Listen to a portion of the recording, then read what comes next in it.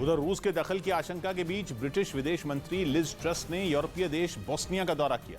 Europe के कई दूसरे देशों की तरह बोस्निया ने भी यूक्रेन पर रूसी हमले का विरोध किया था। यही नहीं, यूक्रेन की ही तरह बोस्निया भी नेटो में शामिल होने की हसरत पाले हुए, जिसके बाद से ही वो रूस के निशाने पर है। इस बीच ब्रिटिश विदेश मंत्री लिज ट्रस ने बोस्निया का दौरा कर उसे भरोसा दिया कि ब्रिटेन वहां शांति और सुरक्षा कायम रखने में पूरी मदद करेगा। लेकिन बोस्निया को रूस से ज्यादा खतरा खुद अपने घर में छिड़ी लड़ाई से है। असल में ये देश 1992 से लेकर 1995 तक गृह युद्ध की आग में झुलस चुका है, जिसमें 1 लाख से भी ज्यादा लोग मारे गए थे। वहीं माना जाता है कि वहां की एक बड़ी आबादी रूस का समर्थन करती है। यही नहीं, बोस्निया में विपक्षी दल के एक बड़े नेता को भी पुतिन का समर्थक माना जाता है। खबर तो यह भी है कि उन्हीं के दबाव की वजह से बोस्निया सरकार यूक्रेन जंग छिड़ने के बाद रूस पर प्रतिबंध नहीं लगा पाई थी, क्योंकि उसे इस बात का डर था कि अगर रूस का समर्थन करने वाले लोगों की आवाज दबा दी गई तो बोस्निया में फिर अशांति फैल जाएगी। हालांकि इसके बावजूद हाल के महीनों में वहां सरकार विरोधी गुटों की गतिविधियां बढ़ी हैं। और इस बीच रूस के दखल की आशंका ने आग में घी डालने का काम किया, क्योंकि बोस्निया सरकार को डर है कि जिन इलाकों में पहले से ही विरोध की चिंगारी भड़की हुई है, वो यूक्रेन जंग के बाद पूरे देश के लिए घातक साबित न हो जाए। इससे पहले बोस्निया में रूस के राजदूत ने इसी साल मार्च में धमकी दी थी कि अगर यूरोप का ये देश नेटो की सदस्यता के लिए कदम आगे बढ़ाएगा तो रूस चुप नहीं बैठेगा। वहीं काला सागर के किनारे बनी यूक्रेन के बंदरगाहों पर सन्नाटा पसरा हुआ है। यहां से लाखों करोड़ का कारोबार हर दिन हुआ करता था। वहां से कोई जहाज हिलने तक की हिम्मत नहीं जुटा पा रहा, जिसकी वजह है रूस के जंगी जहाजों का ताकतवर बेड़ा जो काला सागर में मौजूद है। काला सागर के रास्ते यूक्रेन का बहुत बड़ा कारोबार हुआ करता था। अनाज और खाने का तेल पूरी दुनिया में समुद्र के रास्ते ही पहुंचता था। लेकिन रूस ने यूक्रेन के एक एक बंदरगाह पर पक्की नजर रखी हुई है। किसी एक भी बंदरगाह से कोई भी जहाज रवाना नहीं हो सकता। यही वो रास्ता है जहां बिना बम बरसाए और बिना मिसाइल दागे ही यूक्रेन को रूस ने चित किया हुआ है। यूक्रेन की अर्थव्यवस्था काफी हद तक कारोबार के समुद्री कॉरिडोर पर ही टिकी है, लेकिन रूस ने यह रास्ता पूरी तरह बंद कर दिया है। केवल अनाज और तेल ही नहीं, बल्कि मछलियों से भरे जहाज भी यूक्रेन के बंदरगाहों पर फंसे हुए हैं। बहुत सा माल तो ऐसा है जो शायद जहाजों में रखे रखे ही बर्बाद होने वाला है। लेकिन बर्बादी केवल सामान की ही नहीं, बल्कि यूक्रेन की अर्थव्यवस्था की भी हो रही है। ऊपर से यही वो हालात हैं जिनकी वजह से दुनिया के कई देश अनाज के संकट का सामना करने पर मजबूर हैं। इस बीच खबर है कि अनाज संकट के दौरान तुर्की एक नई भूमिका में काम कर रहा है। तुर्की की कोशिश है कि रूस से बातचीत कर मामला सुलझाया जाए। बातचीत के दम पर वो यूक्रेन और रूस की सुलह करवाना चाहता है, ताकि यूक्रेन के समुद्र तट पर फंसे अनाज के जहाजों को निकाला जा सके। खबर है कि तुर्की इस काम पर पिछले कुछ दिनों से लगा हुआ है।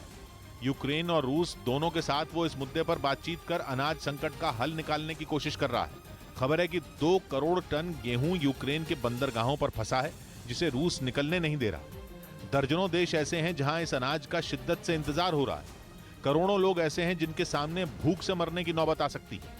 इसीलिए संयुक्त राष्ट्र भी इस मसले का हल निकालने की कोशिश में जुटा है। लगातार रूस से अपील की जा रही है कि सिर्फ अनाज से भरे जहाजों को निकलने दिया जाए, लेकिन अब तुर्की दावा कर रहा है कि वो बहुत जल्द इस परेशानी का हल निकाल लेगा। 2 वजहों से यह काम तुर्की कर सकता है। इसमें पहला तो काला सागर में तुर्की की ताकत है, और दूसरा रूस और यूक्रेन के साथ उसके रिश्ते हैं, जो इतनी बड़ी जंग के बाद भी नहीं बिगड़े।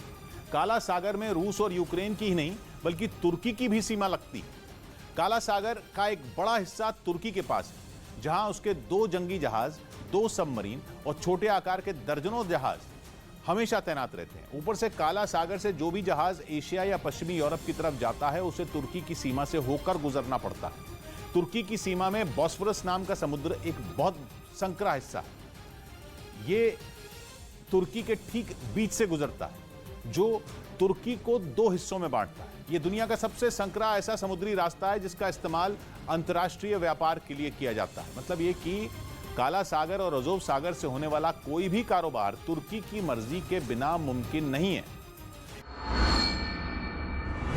इसलिए तुर्की के पास काला सागर में ताकत भी है, उसके रिश्ते भी रूस से ठीक ठाक हैं, और उसके पास मोलभाव करने की हैसियत भी है। लेकिन खबर यह है कि तुर्की के लिए भी यह काम आसान नहीं है, क्योंकि यूक्रेन के बंदरगाहों को रोकने के पीछे रूस का बहुत बड़ा प्लान सामने आया है। दावा यह है कि रूस काला सागर को एक बहुत बड़े दांव की तरह इस्तेमाल कर रहा है। केवल यूक्रेन को नहीं बल्कि तमाम पश्चिमी देशों को झुकाने के लिए उसने बहुत बड़ी योजना बनाई है। खबर है कि रूस खुद पर लगे आर्थिक प्रतिबंधों को हटवाना चाहता है। रूस ने साफ कहा है कि वो बंदरगाहों को आजाद केवल इसी शर्त पर कर सकता है, मतलब वो काला सागर में अपनी ताकत के दम पर एक बड़ी डील करना चाहता है। एक हाथ दे और दूसरे हाथ ले, यानी गेहूं से भरे जहाज दुनिया तक पहुंच जाएंगे, बदले में रूस पर लगे प्रतिबंध हटा दिए जाएं। यही वजह है कि तुर्की के बीच बचाव करने से परेशानी का हल निकलना मुश्किल है। लेकिन अमेरिका ने साफ कर दिया है कि वो रूस की इस ब्लैकमेलिंग के सामने झुकने वाला नहीं है। अमेरिका का यह अल्टीमेटम काला सागर में तनाव बढ़ाने वाला साबित हो सकता है, क्योंकि अमेरिका के इस फैसले के बाद रूस काला सागर में अपनी ताकत और बढ़ा सकता है। ऊपर से यह भी साफ है कि अनाज के संकट का हल भी जल्दी निकलने वाला नहीं है। इससे पहले यह भी खबर आई थी कि ब्रिटेन अपने जंगी जहाजों को काला सागर में भेजने का प्लान बना रहा है। आशंका यह जताई जा रही है कि रूस की शर्तों के आगे न झुकने के पीछे अमेरिका की कोई बड़ी योजना हो सकती है। मुमकिन है कि रूस को काला सागर में सीधी चुनौती देने की योजना बना ली गई हो। अगर ऐसा हुआ तो काला सागर में बहुत बड़ी जंग छिड़ सकती है, ऐसी जंग जिसमें रूस का मुकाबला सीधा नेटो से हो सकता है। यानी अनाज के संकट को सुलझाने की कोशिश एक बहुत बड़ी जंग की वजह बन सकती है। उधर यूक्रेन की मीडिया ने दावा किया कि रूस ने काला सागर में मौजूद अपनी पनडुब्बियों में परमाणु हथियार ले जाने में सक्षम कलिब्र मिसाइलों को लोड कर दिया है। 2 दिन पहले ही यह खबर आई थी कि अमेरिका काला सागर में मौजूद रूस के बेड़े पर हमला कर सकता है, और ऐसा इसलिए क्योंकि रूस ने काला सागर के रास्ते से होने वाले यूक्रेन के निर्यात को पूरी तरह से ठप कर दिया है। यूक्रेन में बड़े पैमाने पर पैदा होने वाला अनाज दुनिया के दूसरे देशों तक नहीं पहुंच पा रहा, क्योंकि काला सागर में रूस के जंगी जहाजों और पनडुब्बियों ने पूरी तरह से किलेबंदी कर रखी है। और खबर आई थी कि रूस की इसी किलेबंदी को तोड़ने के लिए अमेरिका उसके बेड़ों को निशाना बनाने की तैयारी कर रहा है। यूक्रेन की मीडिया ने दावा किया कि इस खबर के सामने आने के बाद ही रूस ने काला सागर में मौजूद अपनी 6 में 2 पनडुब्बियों पर कलिब्र मिसाइल तैनात कर दी। बताया गया कि रूस ने इन 2 पनडुब्बियों पर कुल 4 कलिब्र मिसाइलें तैनात की, जो कि परमाणु हथियार ले जाने में सक्षम होती हैं और करीब 1400 किलोमीटर तक वार कर सकती हैं।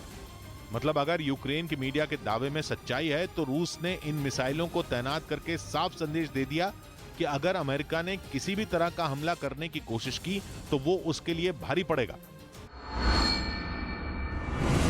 इस बीच पुतिन की सेना पर यूक्रेन के मारियोपोल में भी नरसंहार का आरोप लगा। पश्चिमी मीडिया ने दावा किया कि इस शहर में एक रिहायशी इमारत के बेसमेंट से मलबा हटाने के दौरान 200 से ज्यादा शव मिले।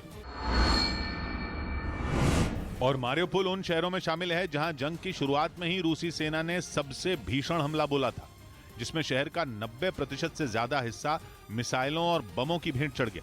शहर की ज्यादातर रिहायशी इमारतें इस भयानक जंग में ध्वस्त हो गईं। दावा है कि शहर पर कब्जे के बाद जब पुतिन की सेना ने जंग में तबाह हुई इमारतों से मलबा हटाने का काम शुरू किया तो एक रिहायशी इमारत के बेसमेंट में 200 से ज्यादा शव पड़े मिले। आरोप है कि रूसी सेना ने इलाके के लोगों से इन शवों को हटाने के लिए कहा, लेकिन जब वो नहीं माने तो रूस के सैनिक उन शवों को वहीं छोड़कर चले गए। यूक्रेन का आरोप है कि रूसी सेना ने मारियोपोल में जानबूझकर रिहायशी इमारतों को निशाना बनाया और वहां रहने वालों को मलबे में मरने के लिए छोड़ दिया।